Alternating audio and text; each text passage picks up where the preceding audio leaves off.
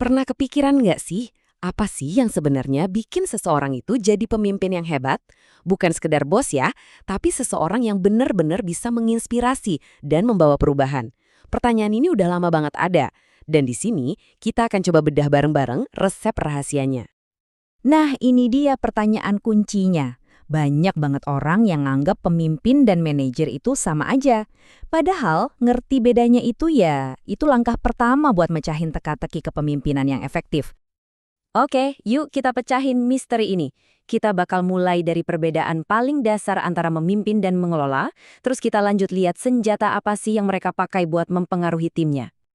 Oke, langsung aja kita bahas pemimpin versus manajer. Dua-duanya ini penting banget loh, tapi peran mereka itu beda jauh. Coba deh lihat perbandingan ini. Gampangnya gini, manajer itu memastikan mesin organisasi tetap jalan dengan lancar. Mereka itu penjaga stabilitas.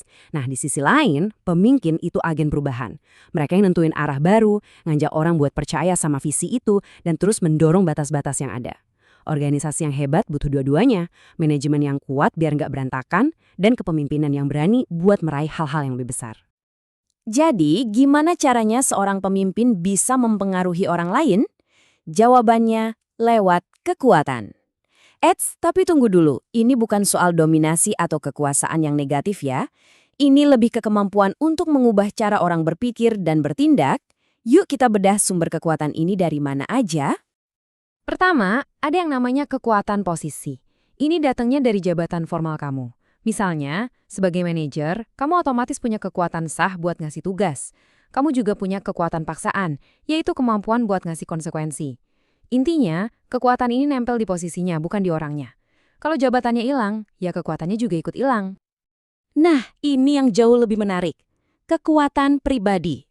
Ini adalah kekuatan yang kamu bangun sendiri, bukan dikasih. Ada kekuatan keahlian, yang datang dari ilmu dan skill kamu. Orang nurut karena kamu emang jago di bidangmu. Tapi yang paling dahsyat, itu kekuatan rujukan. Ini muncul waktu orang lain tulus, kagum, percaya, dan respek sama kamu sebagai individu. Pemimpin sejati itu mainnya di sini. Oke, kita udah tahu bedanya peran dan alat-alatnya. Sekarang, gimana cara pakainya secara praktis di lapangan? Disinilah teori jalur tujuan masuk. Anggap aja ini semacam peta buat ngebantu tim kamu biar termotivasi dan sukses. Jadi, poin utamanya simple banget. Tugas pemimpin itu bukan cuma nyuruh-nyuruh, tapi jadi fasilitator. Menurut teori ini, pemimpin yang efektif itu tugasnya memperjelas jalur buat timnya supaya mereka bisa sampai ke tujuan mereka, dan juga bikin perjalanan di jalur itu jadi lebih mulus. Dan cara kerjanya ya sesederhana ini. Pertama, tentu aja tujuannya harus jelas.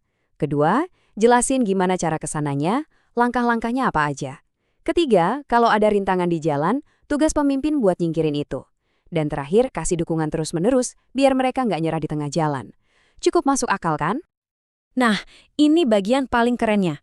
Teori ini nggak nyaranin satu gaya kepemimpinan yang paling benar. Nggak ada. Justru teori ini nawarin 4 gaya berbeda yang bisa kamu pakai, kamu ganti-ganti, tergantung situasinya apa dan siapa tim kamu. Gaya yang pertama adalah direktif. Coba bayangin seorang kapten kapal di tengah badai. Dia pasti ngasih perintah yang jelas, spesifik, dan nggak pakai basa-basi. Nah, gaya ini persis kayak gitu. Sangat terstruktur dan fokus pada arahan. Kapan gaya ini paling efektif? Ya waktu tugasnya itu rumit, atau nggak jelas sama sekali, atau mungkin pas tim kamu butuh banget struktur yang pasti. Pemimpin direktif ngasih peta jalan yang jelas waktu timnya lagi tersesat. Ini bukan soal jadi diktator ya, tapi soal ngasih kepastian di tengah ketidakpastian. Selanjutnya, kita punya gaya yang beda banget, yaitu suportif.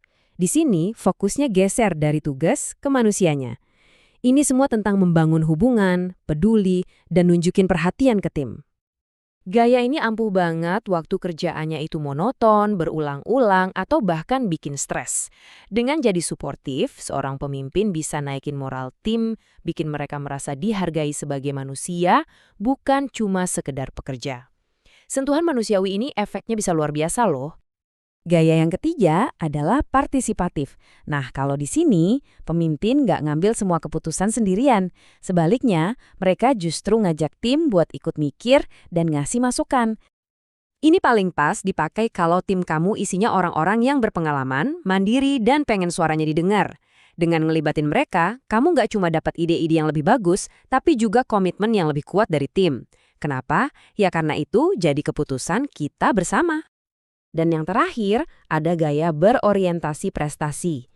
Gaya ini intinya adalah tentang masang standar yang tinggi dan ngedorong tim buat mencapai performa puncak mereka.